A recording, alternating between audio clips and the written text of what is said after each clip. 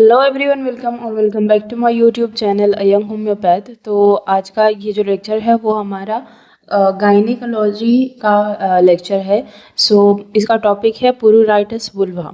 ठीक है, ये आपको 5 मार्क्स की शॉर्ट नोट में पूछा जा सकता है या फिर तो जैसे फुल क्वेश्चन होता है उसमें भी पूछा जा सकता है फॉर थेरापिटिक्स। ठीक है, तो ये जो लेक्चर है उसके अंदर पूरा मैं आपको थेरापी लास्ट में बताऊंगी एज अ होम्योपैथिक ट्रीटमेंट। ठीक है, तो शुरू करते हैं। पुरूराइटिस जो वर्ड है उसका मतलब ही ये होता है इचिंग। ठीक है, जो पुरूराइटिस आप कहीं पर भी देखोगे, जैसे होता है pruritus ani, pruritus on the skin, that means itching. ठीक है, तो इचिंग है और उसके आगे दूसरा वर्ड है विच इज़ वुल्वा। तो वुल्वा क्या होता है, हम यहाँ पर गायनिकोलॉजी पढ़ रहे हैं और वुल्वा का मतलब जो होता है वो हमारा फीमेल जो एक्सटर्नल जिनाइटल्स हैं, ठीक है, उन सबको हम मिलाकर बोलते हैं वुल्वा। सो यहाँ पर आप देखोगे ये एक पर्टिकुलर पिक्चर के अंदर, तो ये जो आपको यहाँ पर प्यूबिक मोल्ड से लेकर यहाँ पर नीचे एनस है और ये जो इतना पार्ट है उसको हम वुल्वा बोलते हैं। तो अगर यहाँ पर इचिंग हो रही है तो उसका मतलब है पुरूराइटिस वुल्वा। ठीक है, इसकी डेफिनेशन देख लेते हैं। सबसे पहले आपने जो वर्ड है उसका मीनिंग बताना है। आप सिर्फ pruritus is equal to itching भी लिख सकते हो। सो इसका डेफिनेशन है when it is occur, that means pruritus the itching occur in the vulva, it is called the pruritus vulva. ठीक है, सिंपल से इसकी डेफिनेशन है। आगे बढ़ते हैं, इटियोलॉजी देखते हैं। तो इटियोलॉजी जो है उनको मैंने डिफरेंट कैटेगरीज के अंदर लिखा हुआ है बिकॉज कि इट इज़ जस्ट इचिंग। ठीक है, अगर आप इसको होम्योपैथिक पॉइंट ऑफ व्यू से भी देखोगे तो it is just a psora, right. दूसरी चीज़ ये है कि जैसे इचिंग है तो ये एक सिम्टम है। ठीक है, ये अपने आप में एक डिजीज़ कभी नहीं हो सकती है। तो एक सिम्टम है तो उसके क्या क्या डिजीज़ की वजह से ये होता है। ठीक है, सिंपल सी ऐसी चीज़ है, बट हम इसको पढ़ते इसलिए हैं बिकॉज कि जो हमारा क्लिनिक है उसके अंदर जो पेशेंट्स है वो ऐसे ही आते हैं कि उनको पुरूराइटिस वुल्वा होता है। बाद में आपने डायग्नोस करना है कि उन्हें ये क्यों है। ठीक है, तो पहली हमारी कैटेगरी है विच इज़ वजाइनल डिजीज़। तो वजाइनल डिजीज़ के अंदर मैंने आगे एग्जाम्पल और कुछ डिटेल्स लिखी हुई हैं कि भाई जैसे कोई डिजीज़ है, फॉर एग्जाम्पल कि भाई ट्राइकोमोनालिस वजाइनालिस है। ठीक है, तो वो अपने आप में एक डिजीज़ है, वो एक बैक्टीरिया की वजह से होती है। ठीक है, तो उसकी भी थोड़ी बहुत डिटेल जहाँ पर भी मुझे लगी थी वहाँ पर मैंने लिखी हुई है। So the most common thing was the vaginal disease या फिर तो वजाइनल इन्फेक्शन आप देख सकते हो। ठीक है, तो वजाइनल इन्फेक्शन और ख़ास करके उसमें भी वजाइनल इन्फेक्शन, वजाइनल डिजीज़ में भी ट्राइकोमोनालिस वजाइनालिस का इन्फेक्शन। दूसरा हमारा कॉज है लोकल लीजन्स। ठीक है, कि भाई लोकल जगह पर अभी जैसे वुल्वा मैंने आपको बताया तो उसके अंदर बहुत ज़्यादा लोकल चीज़ें हो सकती हैं, जैसे उसकी स्किन के ऊपर ही या फिर तो आसपास की जो थाइस की स्किन है वहाँ पर भी सोरियासिस हो सकता है, सिबोरिक डर्मेटाइटिस हो सकता है, इवन दो सिंपल डर्मेटाइटिस भी हो सकता है। ठीक है, डर्मेटाइटिस विच सिंपली मीन्स कि कोई भी एक पर्टिकुलर एरिया की स्किन जो है उसके अंदर इन्फ्लामेशन हो जाती है, तो उसके अंदर जो इचिंग है वो बहुत ही ज़्यादा कॉमनेस्ट सिम्टम है। थर्ड हमारे पास कॉज है विच इज़ इन्फेक्शन। ठीक है, तो अभी इन्फेक्शन कहाँ का, तो ये हो सकता है पूरे वुल्वा के अंदर भी। ठीक है, तो जो वुल्वा का पार्ट है ना वहाँ पर यूजुअली जो लेडी होती है उनको हेयर्स होते हैं। ठीक है, वजाइनल हेयर्स होते हैं, तो वहाँ पर इन्फेक्शन होने के चांसेस बहुत ज़्यादा बढ़ जाते हैं अगर जो लेडी है वो उनका हाइजीन का प्रॉपर ध्यान नहीं रखती है तो अब यहाँ पर मैंने आगे लिखा हुआ है कि भाई किस किस तरीके के इन्फेक्शन हो सकते हैं। जैसे फंगल इन्फेक्शन है तो भाई कैंडिडा का इन्फेक्शन हो सकता है, बैक्टीरियल इन्फेक्शन है तो हर्पिस का हर्पिस का हो सकता है, वायरल इन्फेक्शन है तो जैसे हिपेटाइटिस है, वार्ड्स एंड स्केपीज हो सकता है, जैसे इसे स्केटेड बहुत सारे इन्फेक्शंस हो सकते हैं।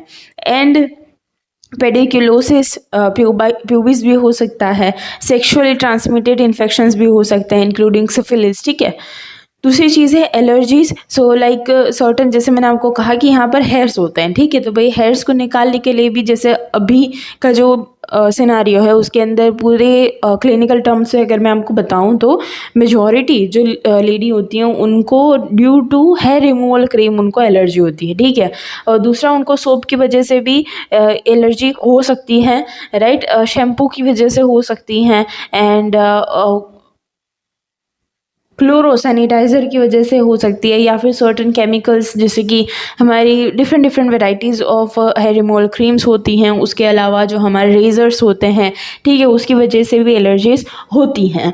उसके अलावा नॉन नियोप्लास्टिक डिजीज़ हैं, राइट। अब non neoplastic in the sense कि जो कार्सिनोमा नहीं करती हैं, वैसे कुछ डिसऑर्डर्स जिसके अंदर आपका आता है स्क्वोमोस हाइपरप्लेशिया, उसके अलावा है लाइकेन स्क्लेरोसिस, राइट। तो ये दोनों एक थोड़े से हाई लेवल के अंदर चले जाते हैं, लाइक इसके अंदर और भी बहुत सारे सिम्टम्स आते हैं। ये दोनों ही डिजीज़ अपने अंदर एक बहुत बड़ी हैं, ठीक है, उनका एक छोटा सा ये सिम्टम भी हो सकता है। देन नियोप्लास्टिक डिजीज़, ये सारी थी नॉन नियोप्लास्टिक। अब आगे हैं नियोप्लास्टिक डिजीज़ जो कि कैंसर के अंडर आप क्लासीफाई कर सकते हो, जिसके अंदर है vulvar inter epithelial neoplasia which is उसका जो छोटा फॉर्म है विच इज़ VIN, एंड दूसरा है हमारे पास बर्गिट्स डिजीज़, ठीक है। एंड दूसरी हमारे पास है सिस्टमिक डिजीज़। जैसे मैंने आपको कहा कि ये एक इचिंग जो है वो अपने आप में एक सिम्टम है, ठीक है, उसको आप डिजीज़ नहीं बोल सकते हो, तो ये किसी डिजीज़ का ही रिफ्लेक्शन हो सकता है। जैसे most commonest thing which is diabetes mellitus. अब डायबिटीज़ है, फीमेल है, तो उनको जो है कि डायबिटीज़ इटसेल्फ के अंदर भी बहुत ज़्यादा इचिंग आती है लोगों को।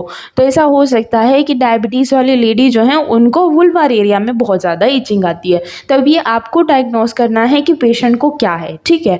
दूसरी चीज़ें जैसे थायराइड डिसऑर्डर्स हैं, उसके अलावा लीवर डिजीज़ हैं। लीवर डिजीज़ में फॉर एग्जांपल आपका जॉन्डिस है, ठीक है, जो हमारा third type of jaundice, conjugated type of jaundice होता है, ठीक है। उसके अंदर भी क्या होता है कि पेशेंट को प्लूराइटिस होता है पूरी बॉडी में, तो पूरी बॉडी में वुल्वा भी आ जाता है, ठीक है।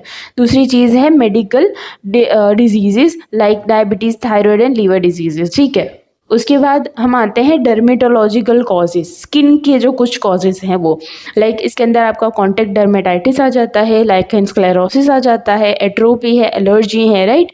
एंड डेफिशिएंसीज, अब कुछ सर्टन डेफिशिएंसीज भी ऐसी हैं कि जिनके अंदर लाइक बहुत सारे उसके अंदर भी सिम्टम्स आते हैं, लाइक आयरन डेफिशिएंसी आप यहाँ पर देख रहे हो, ठीक है। तो आयरन डेफिशिएंसी होगी तो सबसे पहले होगा एनीमिया, राइट। तो उसके भी रिफ्लेक्शन के अंदर आपको यहाँ पर जो है कि इचिंग देखने को मिल सकती है। एंड विटामिन डेफिशिएंसीज भी दूसरी हो सकती हैं, for example vitamin B3, B6 और B12 की डेफिशिएंसी की वजह से भी ये होता है। उसके अलावा है हमारे पास साइकोसोमेटिक, दैट मीन्स कि जो पेशेंट है उसके माइंड, यहाँ पर मेंटल सिम्टम्स आ जाएंगे कि वे उनका जो है कि माइंड ठीक नहीं है, उनके मेंटल सिम्टम्स की वजह से उन्हें इचिंग आती है, ठीक है। सो लाइक एंजाइटी है, स्ट्रेस है, no cause identified in some cases, ठीक है। जो हमने ऊपर आगे जितने भी कॉजेज़ लिखे, जितने भी हमने यहाँ पर सारी चीज़ें देखी, तो उनमें से अगर आप कुछ डायग्नोस नहीं कर पा रहे हो, स्टिल पेशेंट को इचिंग है, सीवियर इचिंग है, तो आप सीधे सोच सकते हो कि ये उनके मेंटल सिम्टम की वजह से उन्हें इचिंग हो रही है, ठीक है। दूसरी चीज़ें यहाँ पर इन्वेस्टिगेशन हम देखेंगे, या फिर तो आप जैसे समझ सकते हो डायग्नोसिस वगैरह समझ सकते हो कि हम कैसे करेंगे।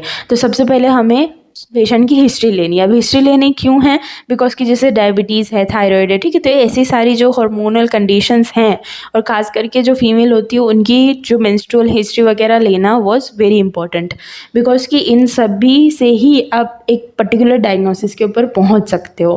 तो जैसे एज एंड ऑनसेट क्या है? Age in the sense age of onset, that means कि पेशेंट को ये इचिंग कब से है, right, which is age of onset. दूसरी चीज़ है हमारे पास duration and intensity of itching, कि भाई कितनी है, लाइक नॉचुरियल है कि भाई आप अनकॉन्शियसली बस इचिंग करते ही रहते हो, या फिर तो डिस्टर्ब स्लीप है, राइट। दूसरी चीज़ है contributive causes like relation with the psychological stress, ठीक है। तो अब जैसे आपने पूछ लिया पेशेंट को कि भाई आपको कब से है ये कंडीशन, तो आपको डायरेक्टली उसके बाद जैसे ये हमें हमारा जो होम्योपैथिक केस टेकिंग उसके अंदर भी हमें बताया जाता है कि जब आप किसी पेशेंट का पास्ट की हिस्ट्री ले रहे हो, तो उसके अंदर आपने पूछना है कि एट दैट पर्टिकुलर टाइम जब से आपको ये डिजीज़ शुरू हुई है, क्या तब से तब उस वक्त आपकी लाइफ में कोई ऐसे कुछ चेंजेस आए थे जो आप बताना चाहते हो, कोई ऐसे इमोशनल चेंजेस आए थे, ठीक है। तो वहाँ से आप अंदाज़ा लगा सकते हो कि पेशेंट का कोई साइकोलॉजिकल स्ट्रेस, कोई मेंटल इश्यूज तो नहीं है, ठीक है। It including the grief, the like depression also, वो आपको तभी से पता चलेगा जब आप पूछोगे। दूसरी चीज़ है एलर्जीज। तो अब एलर्जीज आप कैसे पता लगा सकते हो, जैसे केस टेकिंग के बारे में अगर मैं बताऊं तो आप ऐसा पूछ सकते हो कि भाई आप हेयर रिमूवल के लिए कौन सी क्रीम यूज़ करते हो, या फिर तो क्या आप जो हेयर रिमूवल करते हो उसके बाद आपको ये कंडीशन होती है, ठीक है। आप कपड़े कैसे पहनते हो, आप सोप कौन सा यूज़ करते हो, क्या नहाने के बाद ये कंडीशन ज़्यादा है या कम है, ठीक है। तो ऐसे आपको जो एलर्जी है उसके बारे में पता चलेगा। दूसरा हमारे पास लाइक इन्वेस्टिगेशन आप ये कर सकते हो कि भाई जनरल एग्जामिनेशन, राइट। लाइक आप जो है कि पेशेंट को सर्टन दूसरे भी क्वेश्चंस कर सकते हो कि इस एक पर्टिकुलर सिम्टम के साथ दूसरे कौन से सिम्टम्स आ रहे हैं, जिससे आपको पता चलेगा कि कहीं पेशेंट को डायबिटीज़, थायराइड, लिवर डिजीज़, दूसरी काइंड ऑफ चीज़ें तो नहीं हैं, बिकॉज उनके अपने भी बहुत अच्छे पिक्यूलियर सिम्टम्स हैं जो कि तुरंत ही आपको स्ट्राइक कर सकते हैं। जैसे डायबिटीज़ है तो भाई पेशेंट का जो है कि उन्हें थर्स्ट ज़्यादा लगेगी, उन्हें खाना ज़्यादा वो खा रहे होंगे, उनका वेट गेन बहुत ज़्यादा होगा, सर्टन केसेस में वेट लॉस भी बहुत ज़्यादा होता है, ठीक है। तो ऐसे सारे सिम्टम जब आप पूछोगे तब आप आइडेंटिफाई कर पाओगे कि भाई कॉज क्या है, राइट।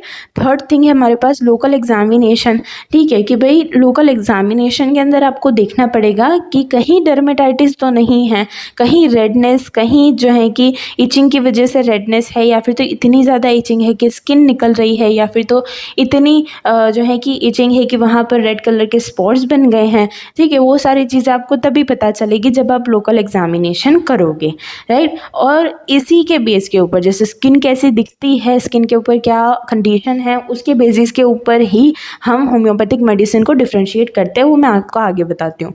दूसरी चीज़ हमारे पास स्पेशल इन्वेस्टिगेशंस, जिसके अंदर आपका आ जाएगा ये सर्टन थिंग्स, जिसके अंदर आपका आ जाता है microscopic of the vaginal discharge, ठीक है। सर्टन केसेस के अंदर अगर आपको लगता है कि आपने वजाइनल डिस्चार्ज का इन्वेस्टिगेशन करवाना है तो आप वो करवा सकते हो, which can be detect the Candida और द ट्राइकोमोनालिस, ठीक है। अदर दूसरे हमें बैक्टीरिया, वायरसेस भी यहाँ पर मिल सकते हैं। ब्लड इन्वेस्टिगेशंस, जैसे कि हमने डायबिटीज़, थायराइड की बात करी, हमने आयरन डेफिशिएंसी की बात करी, तो वो सारी चीज़ें आप यहाँ पर करवा सकते हो। जैसे TBC है तो टोटल ब्लड काउंट है, ठीक है। उस तरीके से दूसरे सारे प्रोफाइल्स भी आप करवा सकते हो। यूरिन का एग्जामिनेशन है, लाइक उसके अंदर आपको शुगर भी मिल जाएगी, प्रोटीन भी मिल जाएगा, एंड पस सेल्स, राइट। अगर पस सेल्स प्रेजेंट है प्लस वजाइनल डिस्चार्ज है वहाँ पर, then you can go with कि यहाँ पर बैक्टीरियल इन्फेक्शन हुआ है। स्टूल का इन्वेस्टिगेशन करवा सकते हो अगर पैरासाइट आपको लगता है कि पैरासाइट है, साथ में GI के कुछ सिम्टम्स हैं, ठीक है। उसके अलावा बायोप्सी भी कुछ केसेस में हम करवाते हैं, जैसे हमने नॉन नियोप्लास्टिक कॉजेज देखे उसके ऊपर, ठीक है। दूसरी चीज़ें हमारे पास ट्रीटमेंट, तो भाई ट्रीटमेंट के अंदर जैसे हम करवा सकते हैं न्यूट्रिशन, हम उनका ठीक करवा सकते हैं, डाइट ठीक करवा सकते हैं, हाइजीन ठीक करवाना was very must in case of females, right. और ये सारी चीज़ें डिपेंड करेंगी कि भाई पेशेंट का कॉज क्या है, प्लूराइटिस वुल्वा के पीछे का कॉज क्या है। एंड लूज फिटिंग हमने करवानी है गारमेंट्स की, और गारमेंट भी must be made of cotton. And local application, antibiotics आप दे सकते हो, लाइक लोकल एप्लीकेशन के लिए हमारे पास होम्योपैथी के लिए भी बहुत सारी जो क्रीम्स वगैरह अवेलेबल हैं। Treat the cause was the most important thing. Surgery if needed in the case of VIN, vulvar intraepithelial neoplasia, ठीक है। उसके अंदर हमें जो है कि सर्जरी करके उसका रिमूवल करवाना पड़ता है। अब आते हैं हम होम्योपैथिक हमारे ट्रीटमेंट की तरफ, होम्योपैथिक थेरापेटिक्स की तरफ। तो ये होम्योपैथिक थेरापेटिक्स जो है वो आपको अलग से भी क्वेश्चन आ सकता है in the section number 2 of your paper. तो जैसे मैंने यहाँ पर टॉप 5 मेडिसिन लिखी हुई हैं फ्रॉम जो है लिली एंथल के बुक है उसके अंदर से, ठीक है। तो ये हमारी टॉप 5 मेडिसिन निकल कर आती हैं फॉर द प्लूराइटिस वुल्वा। यहाँ पर मैंने जो है कि उसके की symptoms like related to particularly vulva के रिलेटेड, ठीक है, या फिर तो स्किन के रिलेटेड सिम्टम्स मैंने यहाँ पर लिखे हुए हैं, और साथ में मोडालिटीज़ लिखी हुई हैं। आप चाहो तो एग्ज़ाम में इसी तरीके से टेबल बनाकर भी लिख सकते हो, या फिर तो आप जो है कि ऐसे ही लिख सकते हो कि भाई आपने हेडिंग लगा दिया ग्रेफाइटिस, देन उसके की सिम्टम्स एंड उसकी मोडालिटीज़, ठीक है। तो यहाँ पर जैसे एक कोर थिंग है, ठीक है, यहाँ पर अंदर जाओगे समझ में तो आएगा, लेकिन जैसे कोर थिंग है हमारा ग्रेफाइटिस है, तो ग्रेफाइटिस का हमारा बेस क्या है, जब आप ग्रेफाइटिस पढ़ोगे आपको पता चलेगा कि ग्रेफाइटिस की जो स्किन होती है which is very much dry, वहाँ पर से स्किन उखड़ी हुई होती है, बहुत ज़्यादा इचिंग आती है पेशेंट को, ठीक है। ये सिंपल स्किन के मैं आपको सिम्टम्स दिखा रही हूँ। उसके अलावा sticky offensive discharge, yellowish discharge निकलना for the graphites was way more important thing, was the key symptom, right. तो ये सारी चीज़ें आपको यहाँ पर भी मिल जाएंगी। जो एग्रावेशन है, एमेलियोरेशन है, वो मैंने यहाँ पर लिखा हुआ है। ये चाहे तो आप जनरल भी लिख सकते हो, या फिर तो अगर पर्टिकुलरली स्किन के रिलेशन के अंदर मिल रहा है then you can go with that particular thing. उसके अलावा कैरियोजॉट है, तो भाई कैरियोजॉट जैसे हमने लास्ट लेक्चर के अंदर भी देखा था कैरियोजॉट, तो उसके अंदर मैंने आपको बताया था कि जैसे ऑफेंसिवनेस है, ठीक है, एक्रीडिटी है डिस्चार्ज की, डिस्चार्ज प्रोफ्यूज है, ठीक है। तो जैसे यहाँ पर इस केस के अंदर वजाइनल डिस्चार्ज प्रोफ्यूज होगा, वजाइनल डिस्चार्ज एक्रीड होगा, जिसकी वजह से वुल्वा के अंदर इचिंग आ रही है, राइट। तो ऐसे सारी आपने यहाँ पर सिम्टम्स लिखने होंगे। उसके अलावा हमारे पास है लाइकोपोडियम, तो जैसे लाइकोपोडियम है कि भाई कवरिंग वाले पार्ट के ऊपर पेशेंट को ज़्यादा इचिंग आती है, पेशेंट को जहाँ पर प्रेस्पायरेशन होता है वहाँ पर बहुत ज़्यादा इचिंग आती है, रात में बहुत ज़्यादा इचिंग आती है, रात में बहुत ज़्यादा प्रेस्पायरेशन होता है, ठीक है। ऐसे सारी कंडीशंस हमने यहाँ पर लिखी हुई हैं। एंड उसके अलावा सेपिया है, तो भाई जैसे मेंसिस के रिलेशन के अंदर हार्मोनल इम्बैलेंस की वजह से जब पेशेंट को इचिंग आती है then you can go with sepia. And lastly हमारे पास कोनियम है, जैसे हमने कुछ कॉजेज़ देखे कि नियोप्लास्टिक नॉन नियोप्लास्टिक थिंग है, तो उसके लिए हम कोनियम के साथ जा सकते हैं, ठीक है। सारे सिम्टम्स आप पढ़ोगे तो आपको इजीली समझ में आ जाएंगे। सारी जो मेडिसिन हैं उनके की सिम्टम्स भी अगर आप लिखते हो तो एग्ज़ाम में आप पास हो सकते हो, ठीक है। सो ये था हमारा lecture about the pruritus vulva. Hopefully आपको सारी चीज़ें अच्छे से समझ में आई होंगी। If you have any doubt then you can ask me in the comment section and thank you so much for watching.